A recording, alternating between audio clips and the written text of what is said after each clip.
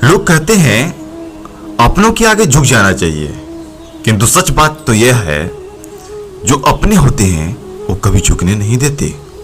हद से ज्यादा सीधा साधा होना भी ठीक नहीं, क्योंकि जंगल में सबसे पहले सीधे पेड़ को काटा जाता है। मुझे क्या परवाह जमाना क्या कहता है, मुझे ये पता है कि कान्हा मुझे अपना कहता है।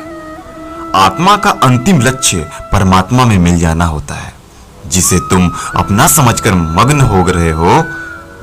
बस यही प्रसन्नता तुम्हारे दुखों का कारण है। छू गया जब कभी ख्याल कृष्ण का, दिल मेरा देर तक धड़कता रहा। छू गया जब कभी ख्याल कृष्ण का, दिल मेरा देर तक धड़कता रहा।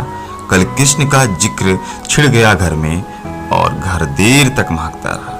संसार के सहयोग में जो सुख प्रतीत होता है उसमें दुख भी मिला रहता है, परंतु संसार के वियोग से सुख दुख से अखंड आनंद प्राप्त होता है। व्यक्ति या जीव का कर्म ही उसके भाग्य का निर्माण करता है। परिवर्तन संसार का नियम है।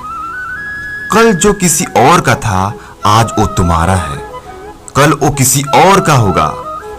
भूत और भविष्य में नहीं, जीवन तो इस पल में है, अर्थात वर्तमान का अनुभव ही जीवन है।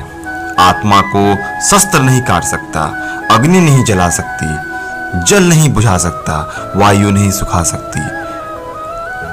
आप जीवन से कुछ नहीं सीखते हैं यदि आपको लगता है कि आप हर समय सही हैं।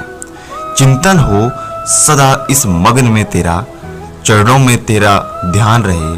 चाहे दुख में रहूं चाहे सुख में रहूं, होठों पे सदा तेरा नाम रहे। जीवन में इतना तो संघर्ष कर लेना चाहिए कि अपने बच्चों का आत्मविश्वास बढ़ाने के लिए दूसरों का उदाहरण न देना पड़े। मुझे जानने का केवल एक ही तरीका है, मेरी भक्ति।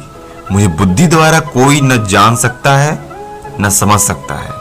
दिव्यता केवल शक्तिशाली होने में नहीं, बल्कि वास्तविक दिव्यता दूसरों में शक्ति जागृत करने में है। वह जो मृत्यु के समय मुझे स्मरण करते हुए अपना शरीर त्यागता है, वह मेरे धाम को प्राप्त होता है। इसमें कोई संशय नहीं है। कोशिश की जाए तो अपने अशांत मन को आसानी से नियंत्रित किया जा सकता है।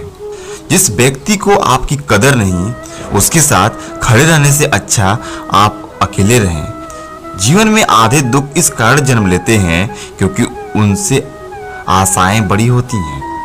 इन आशाओं का त्याग करके देखो, जीवन में सुख ही सुख है।